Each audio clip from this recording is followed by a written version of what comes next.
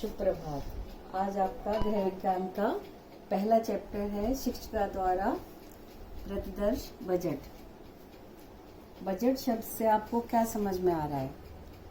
Budget का मतलब होता है एक ऐसा प्रपत्र जहां पर कि पारिवारिक आय को व्यवस्थित रूप से लिखा जा सके और उसी के अनुसार परिवार के सदस्यों की आवश्यकताओं की पूर्ति की जा सके। ये जो लिखा हुआ है इसको मैं एक बार आपको पढ़ के बताती हूँ तो आपको और भी समझ में आएगा।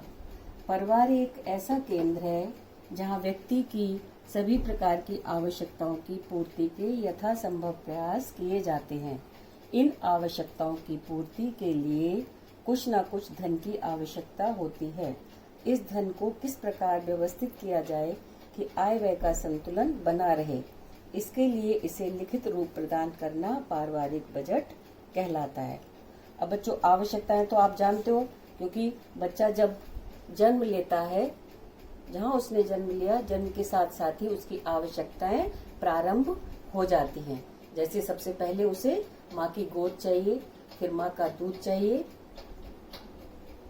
ना। जैसे जैसे वो बड़ा होता है फिर उसे भूख, उसके शारीरिक वृद्धि के साथ साथ उसकी भूख भी बढ़ जाती है, वस्त्र की आवश्यकता बढ़ जाती है, और बड़ा होता है तो शिक्षा की आवश्यकता बढ़ जाती है ना। इस तरीके से मनोरंजन की आवश्यकता, विभिन्न प्रकार की उसकी आवश्यकताएं बढ़ जाती हैं।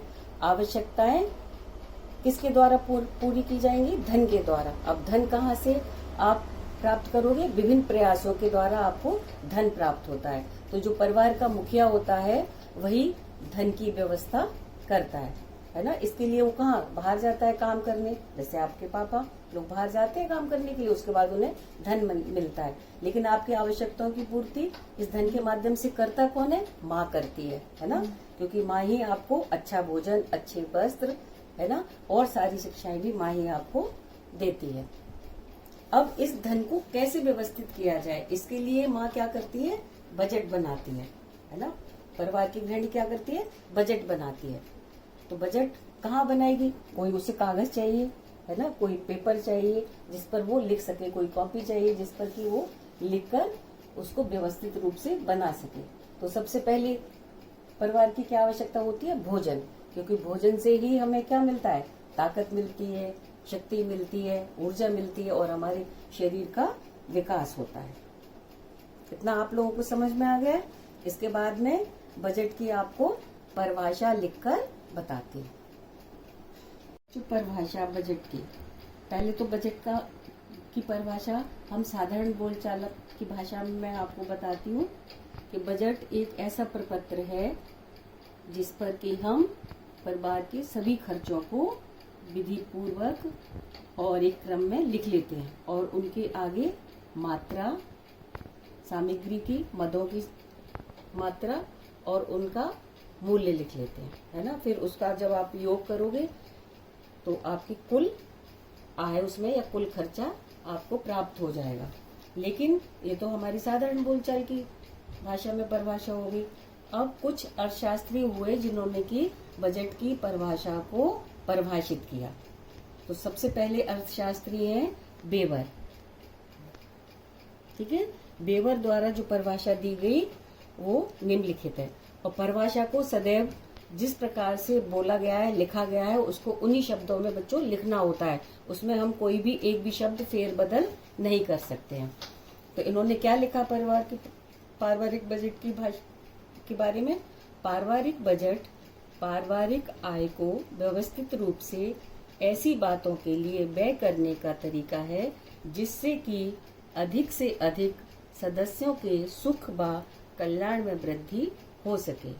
पारिवारिक बजट असावधानी पूर्वक तथा अव्यवस्थित रूप से व्यय करने के तरीके के स्थान पर योजनाबद्ध तथा विवेकपूर्ण व्यय को प्रतिस्थापित करने का तरीका है। आपको इसमें अगर कुछ भी समझ में नहीं आ रहा हो, जैसे व्यवस्थित है, मुझे लग रहा है आप लोग समझ नहीं पा रहे होंगे, ये व्यवस्थित नहीं आपकी समझ में आ रहा होगा, है ना, प्रतिस्थापित नहीं समझ में आ रहा होगा, विवेकपूर्ण नहीं समझ में आ रहा होगा, तो मैं इनको एक बार आपको दोबारा बताना चाह रही हूँ। व्यवस्थित माने होता है सही तरीके से, एक क्रमबद्ध तरीके से लिखना किसी चीज को, ठीक है। और मैंने आपको बताया प्रतिस्थापित, फिर से दोबारा से कही हुई बात को दोबारा से लिखना। इतनी परिभाषा आपको समझ में आ गई है, इसको आप कॉपी कर लीजिए। इसके बाद मैं दूसरी परिभाषा आपको बता रही हूँ। दूसरे अर्थशास्त्री का नाम है क्रैग एंड क्रैग। क्रैग और क्रैग, या फिर आप लिख सकते हैं क्रैग और क्रैग। क्रैग एवं रश। बजट भूत के व्यय, भविष्य के अनुमानित व्यय और वर्तमान समय की मदों पर निश्चित व्यय का लेखा जोखा है। अब भूत, वर्तमान और भविष्य, ये तो आप जानते हो, है ना। वर्तमान माने समय, अभी जो जिस समय में हम जी रहे हैं, और भूत जो बीत गया है, और भविष्य जो आपका आने वाला समय है। अब इसमें 2-3 शब्द आए हैं बच्चों, जो शायद आपको नहीं पता है कि परिवार किसे कहते हैं, आय किसे कहते हैं, व्यय किसे कहते हैं, वो मैं इसमें बताना चाह रही हूँ। इससे पार्ट आपको और क्लियर हो जाएगा। परिवार क्या है? परिवार में एक ही जगह, एक ही स्थान पर एक ही रक्त संबंधी रहते हैं, उसको हम परिवार कहते हैं, जिसमें कि मम्मी, पापा और बच्चे, ये क्या हो गया? परिवार हो गया। ठीक है, इसको हम एकाकी परिवार कहते हैं। लेकिन और जिसमें कि दादा दादी, है ना, बुआ चाचा चाची रहते हैं, उसे हम संयुक्त परिवार कहते हैं। अब दूसरा इसमें एक और आया था शब्द बार बार, आय। आय क्या है ना, जो हम श्रम के द्वारा पूरे महीने या पूरे मंथ या पूरे माह में अपनी शारीरिक और मानसिक सेवाएं देते हैं, उसके बदले में जो धन हमें प्राप्त होता है, उसे हम आय कहते हैं। अब व्यय, जो हमारी आवश्यकताओं की मदें हैं या वस्तुएं हैं, उनका जो हम क्रय करते हैं, खरीदते हैं, उन पर जो हम धन लगाते हैं, उसे हम व्यय कहते हैं। अब पारिवारिक बजट के उद्देश्य क्या हैं, है ना। जो हम बजट बनाते हैं परिवार में, क्यों बनाते हैं? जिससे कि हम वर्तमान की आवश्यकताओं को भी पूरा कर सकें और भविष्य की आवश्यकताओं की पूर्ति के लिए भी कुछ ना कुछ धन सुरक्षित रख सकें, या उन आवश्यकताओं की पूर्ति के लिए कुछ ना कुछ व्यवस्था कर सकें। तो पहला पॉइंट है बच्चों इसमें, परिवार के सदस्यों की संख्या एवं कुल आय का सही विवरण रखना। तो बजट बनाओगे तो आप उसमें पहला पॉइंट क्या है बजट बनाने का उद्देश्य, कि आपके परिवार के सदस्यों की संख्या कितनी है आपको पता होना चाहिए, और परिवार की कुल आय आपको पता होनी चाहिए। अगर घर में 2 लोग पैसा कमा के ला रहे हैं या सैलरी लेके आ रहे हैं, वेतन लेके आ रहे हैं, तो उन दोनों को एक ही जगह इकट्ठा करके तभी आप बजट बनाएंगे। दूसरा पॉइंट है सभी प्रकार के व्ययों का क्रमिक ज्ञान प्राप्त करना, है ना। क्रमिक से मतलब क्रम से। सबसे पहली हमारी जो महत्वपूर्ण आवश्यकता है, उस पर हमें सबसे सही तरीके से खर्च करना है। तो पहली आवश्यकता हमारी क्या है? अनिवार्य आवश्यकता है, जिसके अंतर्गत क्या आता है? रोटी, कपड़ा और मकान।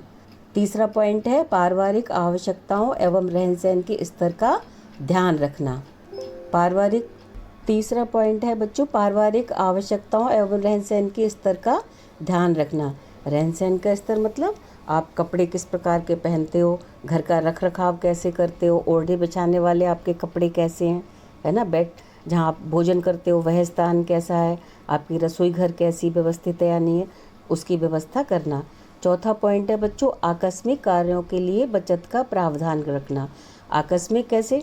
अब आपके बच्चे हैं, पढ़ने जा रहे हैं, तो घर में उनकी फ्रेंड्स आ रही हैं, है ना, उनका बर्थडे सेलिब्रेशन करना है, अपने बच्चों के बर्थडे का सेलिब्रेशन करना है, या कोई भी मांगलिक कार्य करना है ना, या किसी को आपको उपहार देना है, तो ये क्या है? आकस्मिक खर्चे हैं। या कभी किसी के यहाँ कोई शादी विवाह समारोह है, तो उसमें आपको उपहार देना है, तो इसका भी प्रावधान रखना चाहिए। फिर 5वां पॉइंट है पारिवारिक आय में वृद्धि करने के लिए परिजनों को प्रेरित करना। अब एक निश्चित आय, परिवार में वृद्धि होती जा रही है, लेकिन आय के साधन नहीं बढ़ रहे हैं, तो क्या होगा? रहन सहन भी के स्तर पर भी प्रभाव पड़ेगा, है ना, और आपका जो भोजन है ना, शिक्षा है, सभी चीज़ों पर उसका प्रभाव पड़ेगा। तो पारिवारिक वृद्धि होने के साथ साथ, परिवार के सदस्यों की वृद्धि होने के साथ साथ क्या बढ़ना चाहिए? धन का आना भी बढ़ना चाहिए, अर्थात आय में वृद्धि होना भी बहुत आवश्यक है। नहीं तो आपका परिवार का क्या होगा? स्तर गिरता जाएगा और आपकी आवश्यकताओं की पूर्ति में भी कटौती हो जाएगी या करनी ही पड़ेगी अनिवार्य रूप से। छठा पॉइंट है परिवार के सदस्यों द्वारा किए जाने वाले अनावश्यक व्यय को नियंत्रित रखना। ठीक है, अब परिवार के जो सदस्य हैं, अब परिवार में आप नियम बना हुआ है कि 2 बार ही चाय बननी है।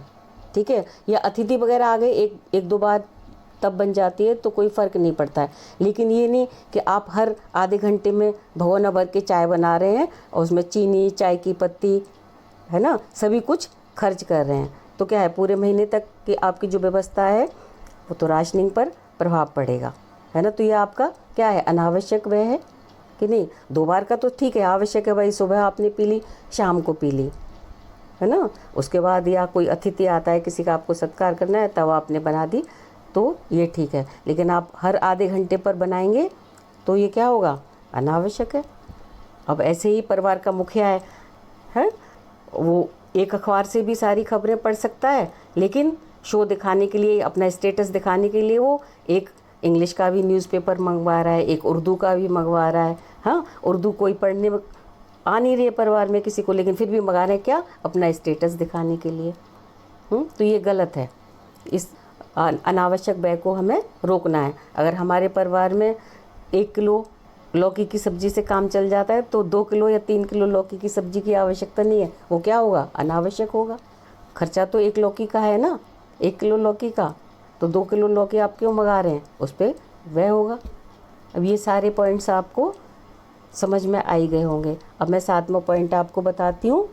उपयुक्त विवरण से पारिवारिक बजट का अर्थ एवं मूल उद्देश्य स्पष्ट है, अतः प्रत्येक गृहिणी को पारिवारिक आय व्यय को बजट अवश्य बनाना चाहिए तथा उसी के अनुसार व्यय तथा बचत को नियमित करना चाहिए। ठीक है, पहला हमारा क्या है, परिवार का आपने पारिवारिक बजट का अर्थ समझा, फिर आपने परिभाषाएं समझी, उसके बाद आपने उसके उद्देश्य समझे। लेकिन इसमें एक चीज़ और आ रही है बच्चों 7वें पॉइंट में, बचत। ठीक है, बचत के बारे में कहीं आपको ऊपर बताया नहीं गया है, लेकिन मैं आपको बता रही हूँ। बचत क्या है, जो आपकी प्रेजेंट वर्तमान की आवश्यकताएं हैं उनको पूरा कर लेना, और उसके बाद थोड़ा बहुत धन भावी आवश्यकताओं की पूर्ति के लिए और आकस्मिक आवश्यकताओं की पूर्ति के लिए जो धन आप सुरक्षित रखते हैं उसे ही हम बचत कहते हैं। आपका ये गृह कार्य है, प्रश्न नंबर 1, बजट किसे कहते हैं।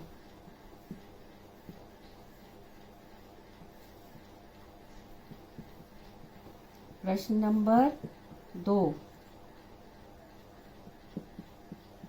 बजट की परिभाषा लिखिए।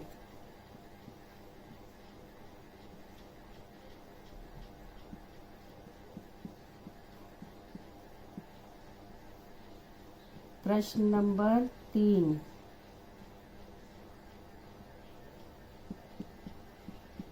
पारिवारिक बजट के क्या उद्देश्य हैं।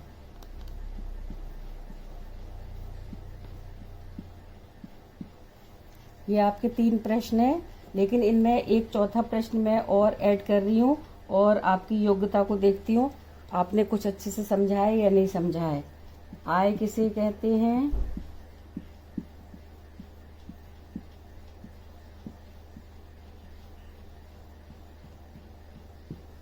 और प्रश्न नंबर 5, बचत किसे कहते हैं।